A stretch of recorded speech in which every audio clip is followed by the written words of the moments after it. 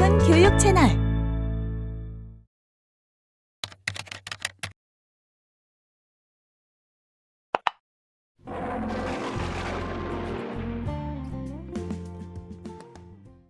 (1597년) 정효재란이 발발하며 이순신이 모함을 받아 옥에 갇히는 신세가 되었습니다. 요즘으로 치면 공문서 위조범에 해당되었죠. 외적과 전투를 하라는 임금의 명에도 불구하고 전투는 하지 않고 전쟁의 결과, 그러니까 전과만 과장하여 중앙에 보고했다는 점을 문제 삼아 선조는 이순신을 죽이려 했습니다. 만약 이 당시에 중앙 정계에 유성룡이 없었다면 나는 이때 황천객이 되고 말았을 거예요. 다행히 나의 충정을 누구보다 잘하는 유성룡이 중앙에서 크게 활동하고 있었기에 그의 적극적인 변호로 죽기 일보 직전에서 구제되었어요. 정말 천만다행한 일이었다고 생각해요. 맞아요. 유성룡의 도움이 없었다면 불가능했을 거예요. 여하튼 이순신 후임으로 삼도수군 통제사는 내가 맡게 되었죠. 맞습니다. 하지만 말이에요. 원균이 최고 지휘관이 되었지만 때때로 역량을 발휘하지 못했어요. 본인이 지휘한 첫 전투 7천량 해전에서 왜군에게 대패하여 조선의 함대를 12척만 남기고 전부 수장시켜버리고 말았습니다. 자신 또한 이 전투에서 죽음을 맞이해야 했습니다. 난 내가 싸움을 못해서 패했다고 생각하진 않아요. 그땐 운이 없었을 뿐이라고 말하고 싶군요.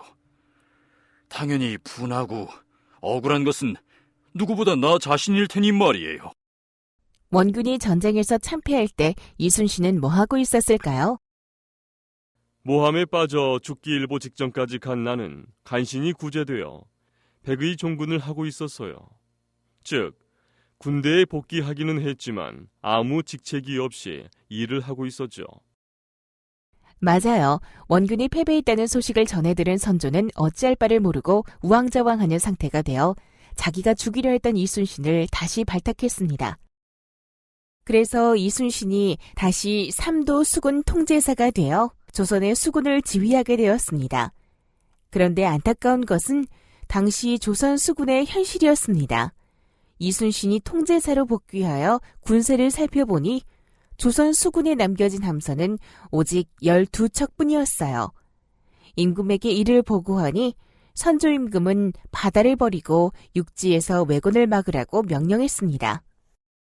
하지만 나는 임금에게 바다에서 능히 왜적을 물리칠 수 있다며 다시 편지를 올렸지요. 신에게는 아직도 12척의 배가 있사옵니다. 나아가 죽기로 싸운다면 능히 적을 이길 수 있습니다. 라고 말이에요.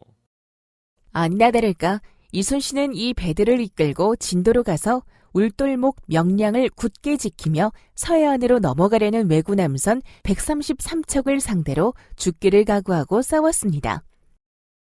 결전을 앞둔 날 이순신은 여러 장수를 불러 모아 약속하면서 다음과 같이 말했습니다.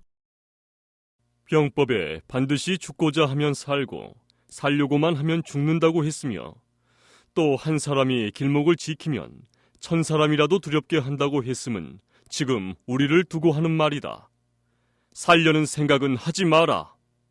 조금이라도 명령을 어기면 군법으로 다스릴 것이다. 이렇게 이순신은 제3엄중히 약속했습니다. 이순신은 필사적으로 싸울 것과 잔꾀를 부리지 말 것을 강조하는 말 속에 긴박한 상황이 고스란히 담겨 있습니다. 잠시 내가 다시 알려줄 일이 있군요. 울돌목은 진도와 해남 사이에 있는 남해안에서 서해안으로 넘어가려면 반드시 거쳐야 하는 길목입니다. 물살이 워낙 험하여 배를 잘 부리는 사람이 아니면 지나가기가 무척 힘든 곳이에요. 거길 외놈들이 건너가려 한 거지요. 먼 바다를 돌아가는 것보다 시간을 단축할 수 있다는 이점이 있으니까요. 맞아요. 나는 이 장소를 왜군과의 최후의 결전 장소로 선택하여 죽기 아니면 까무러치기로 대적하여 6천여 명의 적을 물귀신으로 만들어버리는 세계 전쟁 역사상 전무후무한 승리를 거두었어요. 후대 사람들은 이 전투를 명량해전이라고 말하지요. 이제 왜군들은 더 이상 이순신을 상대로 싸움을 벌일 생각을 하지 못했으며 이후 남해안의 해안가섬 지역에 꽉 들러붙어 간신히 목숨만을 부지하고 있었습니다. 그러다가 전쟁을 일으킨 주역인 도요토미 히데요시가 죽으며 철수를 명령하자 그때서야 철수를 시작했습니다. 조선의 침략군을 파병한 지 장장 7년여 만의 철군이었죠. 외놈들이 물러난다는 소식을 전해들은 이순신은 금수강산 조선 땅을 쳐들어온 외놈들을 한 놈도 남기지 않고 섬멸하기 위해 노량에서 최후의 격전을 치렀습니다. 그러나 안타깝게도 이 전투에서 장군은 적함에서 쏜 조총에 맞아 절명하고 말았습니다. 우리 민족에게 이순신 장군은 그냥 이순신이 아닌 성웅 이순신입니다. 성스러운 영웅이란 얘기죠. 반면에 이순신과 더불어 여러 전투에서 승리를 거두었음에도 불구하고 원균은 명장인 이순신을 모함이나 한 장수로 자리매김되어 있습니다. 하지만 말이에요.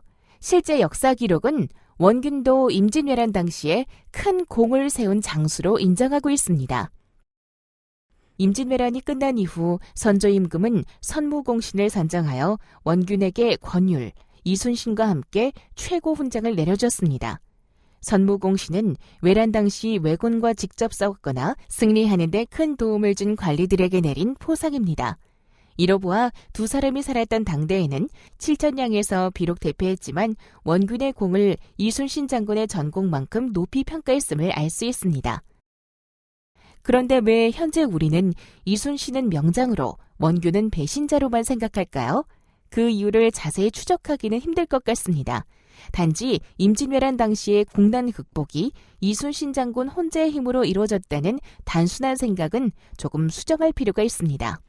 원균 또한 자신이 처한 위치에서 왜군을 상대로 최선을 다했던 용맹한 장수였음이 분명하니까요. 이런 의미에서 원균은 이순신 장군의 진정한 라이벌이었음이 분명합니다. 영상 잘 보셨나요? 오픈교육 채널 라이브 아트. 좋아요와 구독 버튼 잊지 말고 눌러주세요.